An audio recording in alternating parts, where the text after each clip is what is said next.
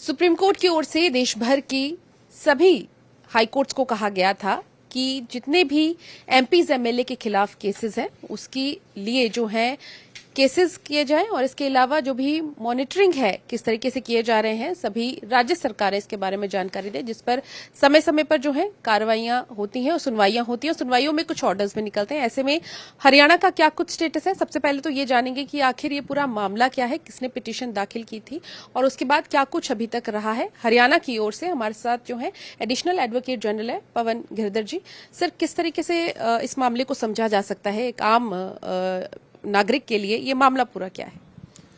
माननीय सर्वोच्च न्यायालय ने सन 2020 में एक एसएलपी के अंदर सभी देश की हाई कोर्ट्स को आदेश दिया था कि जितने भी जो एमपी हैं और एमएलएज हैं उन सब के खिलाफ जो भी क्रिमिनल केसेस दर्ज हैं उनकी प्रोग्रेस को मॉनिटर करने के लिए वो टाइम टू टाइम डायरेक्शंस देंगी।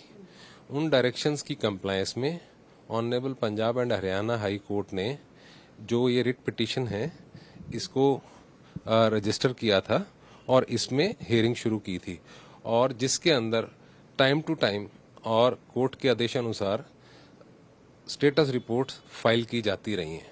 ये इसमें हरियाणा, पंजाब और यूनियन टेरिटरी ऑफ चंडीगढ़ माननीय हाई कोर्ट के आदेश के मुताबिक अपनी अपनी स्टेटस रिपोर्ट दाखिल करते रहे हैं। सर, हरियाणा ने अपनी स्टेटस रिपोर्ट फाइल करी है। हरियाणा ने कितने जो हैं इसमें एमपीज एमएलए का जिक्र किया है अपनी स्टेटस रिपोर्ट में, और ये मामले सर क्या जिला अदालतों में या हर एक अदालत में जो चल रहे हैं उसके बारे में भी जानकारी देता है? अभी हरियाणा स्टेट ऑफ हरियाणा की तरफ से एक स्टेटस रिपोर्ट दाखिल की गई थी जो कि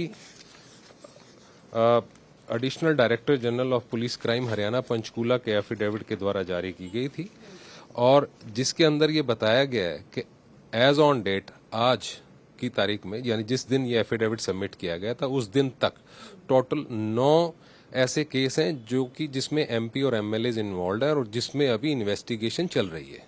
और इसके बाद उन केसों का ब्यौरा दिया गया था जिसमें 14 केसों का ब्यौरा दिया गया था जिसके अंदर ये बताया गया था कि जो कि इस टाइम अंडर ट्रायल हैं जो प्रदेश की विभिन्न अदालतों में उनके खिलाफ चल रहे हैं। सर, जो केसेस हैं वो कुछ मैं देख रही थी स्टेटस रिपोर्ट में, कुछ एसीबी के अंडर है यानी कि एंटी करप्शन ब्यूरो के अंडर है और कुछ जो है क्रिमिनल केसेस भी हैं इसमें। इसके अंदर जो टोटल 9 केसेस जो पेंडिंग इन्वेस्टिगेशन बताया गया है उसमें से जो 6 केसेस हैं वो एंटी करप्शन ब्रांच हरियाणा के द्वारा करप्शन चार्जेस के ऊपर जो रजिस्टर किए गए थे उसकी इन्वेस्टिगेशंस की डिटेल दी गई है और 3 केसेस ऐसे हैं जिसमें डिफरेंट क्रिमिनल एक्ट्स जो हैं वो अलेज किए गए हैं और जिनको स्टेट पुलिस जो है वो इन्वेस्टिगेट कर रही है। सर, मामले की सुनवाई के दौरान कोविड का जिक्र किया गया है कि कोविड में कुछ मामले सामने आए थे, उसको लेकर अब स्टेटस रिपोर्ट मांगी गई है। पूरा मामला क्या है?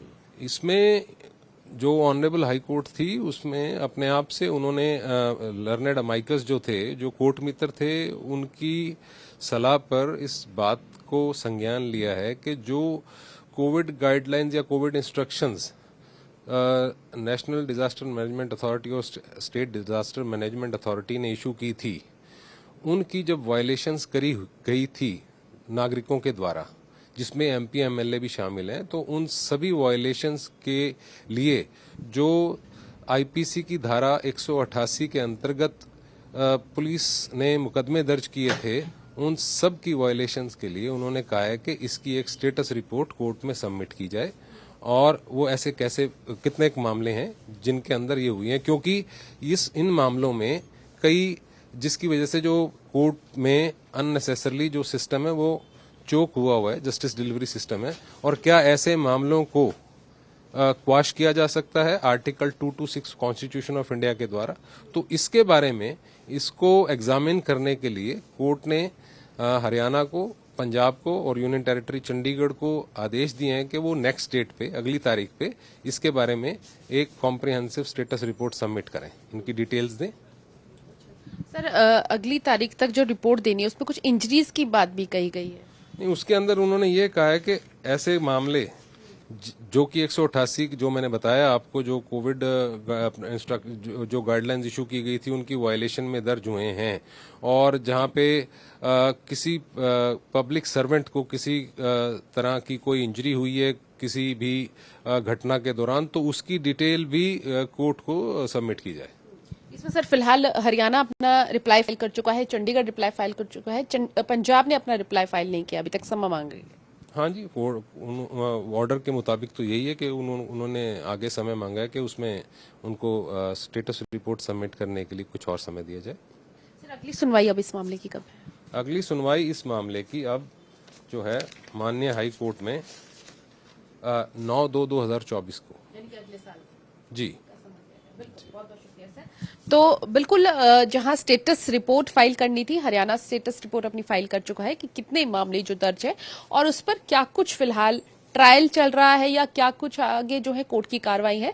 लेकिन इसके अलावा एक अलग सा ऑर्डर है जिसमें हाईकोर्ट ने कहा है कि कोविड के दौरान जो 188 के केस थे उसकी जानकारी भी अब देनी होगी। Status report Punjab Haryana UT को फाइल करना है जिसमें बताना होगा कि डिजास्टर मैनेजमेंट एक्ट के खिलाफ जो उल्लंघना उस वक्त की गई थी कोविड प्रोटोकॉल की, उनके नामों की भी एक लिस्ट देनी होगी। 2 साल का एक टाइम है, 2020 से 2023 की कुछ डेट्स जो हैं हाईकोर्ट ने लिखी हैं जिस पर अब स्टेटस रिपोर्ट फाइल करनी होगी। फिलहाल इस मामले की सुनवाई अब 2024 को होगी।